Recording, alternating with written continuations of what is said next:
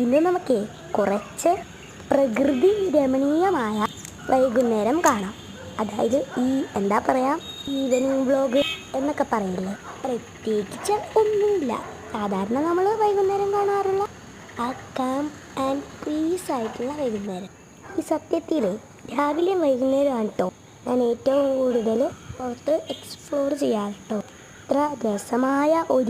അത്ര രസമുള്ള സമയമാണല്ലോ ആ രണ്ട് സമയങ്ങളും.